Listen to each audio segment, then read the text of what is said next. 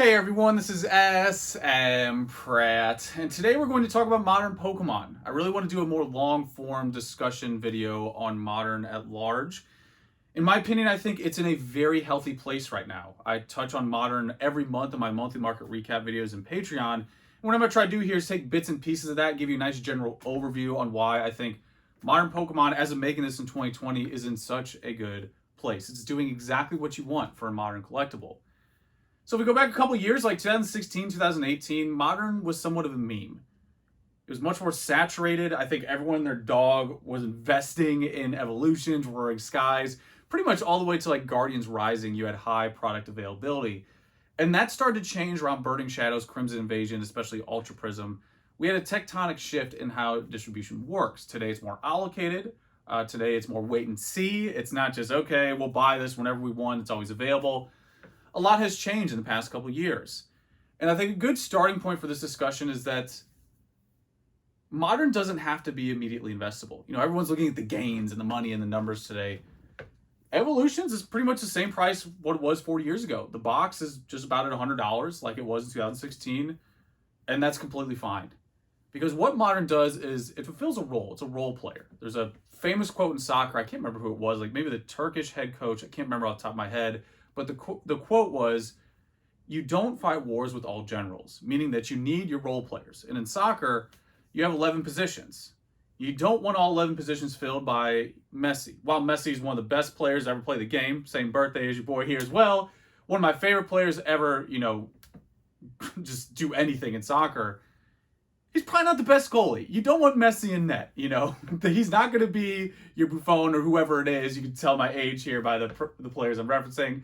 But ultimately, that's the takeaway, is you don't want just the same thing everywhere. You need your role players. You need that diversity.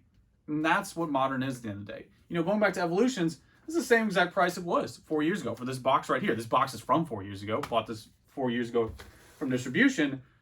And the price really hasn't moved. And that's completely fine. Because what this set did is more than what a lot of these big moneymaker sets have done for the hobby. While that can make those micro gains, individual gains for people like your pick your poison vintage box, this brought so many people back into the hobby. In fact, I would say Evolutions outside of like the original Pokemon sets, like Base Jungle Fossil, Evolutions is right up there, top 5 for sets that have done so much for this hobby. There are so many people who are here entirely because of Evolutions. I rushed to the store, bought packs of Evolutions at the store, or from other, not just distribution, other sellers, because I was excited about that. I didn't do that with Fates Collide. I didn't do that with a lot of other sets, but Evolutions I did. I mean, that time in 2016 was very reminiscent of the late 90s.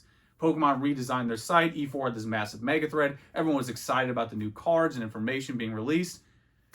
That's what you want to see. That's what it's all about. That's what a healthy collectible or healthy environment looks like. Now, for the people who still just all they care about are gains and they want to talk about vintage, how great vintage is, let's talk about that. Let's go back to 1999. Back in the day, when I was made my biggest purchase ever as a kid, bought 3 base packs, for $3 a piece. That's what they cost. Back then, Base Unlimited was not almost $10,000 like it is today for a box. It was about $100, and packs were $3. Just like this guy right here. In fact, it stayed that way for a while.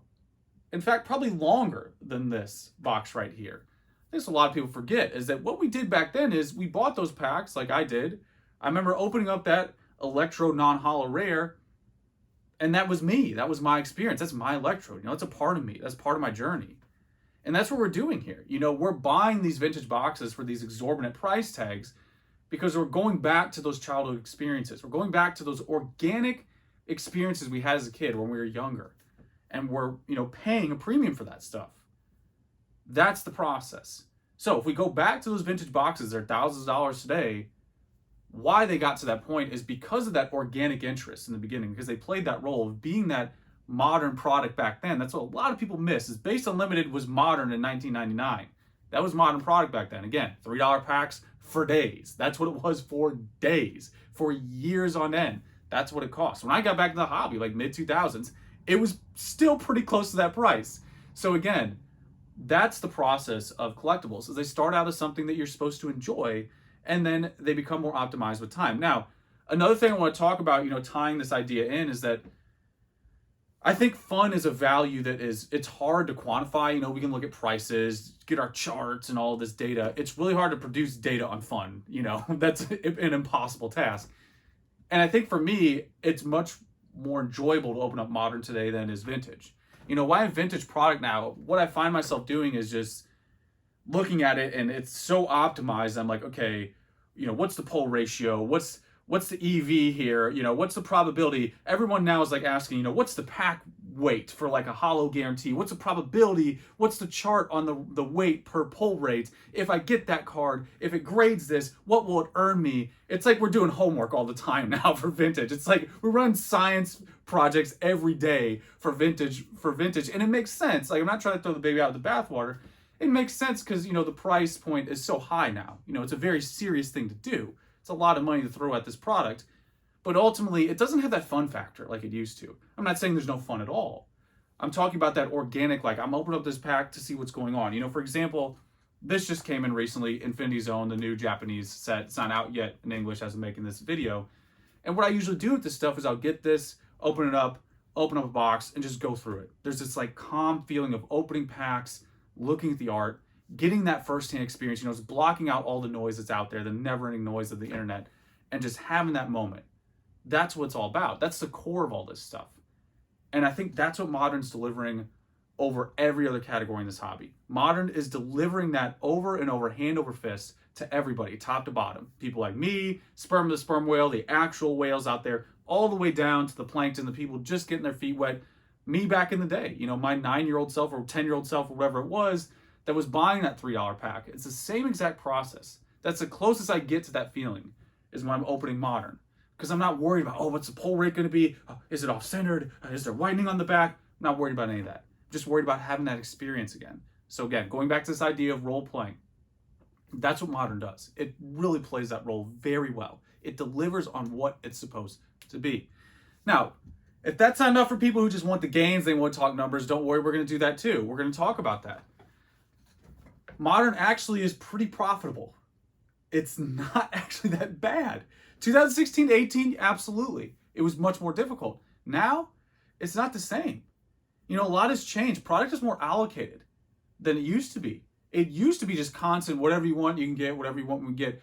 Hidden Fates, I would say, is the most public example of how it's changed internally with distribution. Hidden Fates, there's not enough supply to meet the demand. That's why you have like ETBs quadrupling, you know, in less than a year, because there's just not enough supply. Now, we experience this typically with Japanese because they have been more allocated through all of this saturation. Japanese has been the silent one in the background that's been very consistent. I talk about it in Patreon. I flirt with it here and there on public posts on E4. I'm like, guys, go look at the Japanese CP6 box compared to Evolution. It's not even close. Go look at like Pokekyun compared to Generations. It's night and day because it's always been very consistently allocated. I think Japanese, in my opinion, has a perfect blend. I think they do it very well. It's affordable out of the gate. And then, of course, if you wait and put it off, it does have some movement. It's a very nice blend. English is getting close to that. You know, Hidden Fates is a great example. Phenomenal set. Find me a person that doesn't like Hidden Fates. It's like, why are you here in Pokemon if you don't like Hidden Fates? Like, it's just a great set. Like, there's something in there for everybody. You know, it's just so enjoyable. And part of that is how it was distributed. There was a challenge to it. People enjoy that challenge, you know. We're not talking about climbing Mount Everest here. We're just talking about, you know, in the game as well. I think a lot of people miss this, is that when you play the game, you don't get every single shiny version of every Pokemon. Like, that's complete insanity. You know, more power to you if you've achieved that. But most people, they get their couple shiny Pokemon they experience. I really like that like analogous thing that Hidden Fates delivers. Shiny GX in Japanese delivers. You know, it's like you might not get every shiny Pokemon, and that's all right. And if you do, if you want to go down that road, you enter the money market, and it's like you better, you know, throw down whatever it is, whatever to pay to get that card that you want. You know, it's a really good blend. And I think Hidden Fates is like the poster child of that. I think everyone understands that. But if you come back down to like the older brother of Hidden Fates, Shining Legends, it's interesting. There's certain boxes out there and certain items that have a great value opportunity to them. And, you know, we'll go further and break that down a bit. You can open up one of these boxes right here, like as I'm making this video, retail. Let's say 75. Let's just say that. Go even higher if you want. Make it a nice even 100, you know, which it's under that right now as of recording. And you could pull, if you pull the Mewtwo card, like your big chase card, you're going to be in the black if that thing hits PSA 10, guaranteed. You know, you don't even have to do the YouTube. If you get a couple of shinings and they get a high grade, you're good to go. Where if we take that same money, okay, let's take $100, make it easy. Go over to vintage. Find me, first of all, the vintage option that's $100. And then if you can find that, which you really can't, you know, even based on limited packs right now, light, probably going to be above that. Explain to me how that's going to be profitable. You know, majority of the time, what people don't like to talk about vintage, because there's so much like, which for good reason, a lot of it is just because people understand vintage is easy. But at the end of the day, there's so much like inertia behind it. It's bigger than any individual. That I think a lot of people miss that if you open up those boxes that are selling for record prices, your EV is not there. You know, there's some boxes, especially the EX era. Just talked about this in Patreon. The EV ratio is abysmal. You can open up like Dragon Frontiers Deoxys. The probability you're going to get a gold star, it's not on your side. If you do, is it going to be the Charizard or Rayquaza? Not on your side as well. That's also another probability fence you have to jump. And if you get those, if you complete those 2 missions and you want to be like final level, you know, is it going to be PSA 10? You still have to jump that fence as well. You know, there's a lot of probability thresholds you got to get through. Not to mention, this is thousands, tens of thousands of dollars for that, you know, potential, that chance. This, $100, less than $100. You know, your barrier to entry is so much lower. Your risk is so much lower.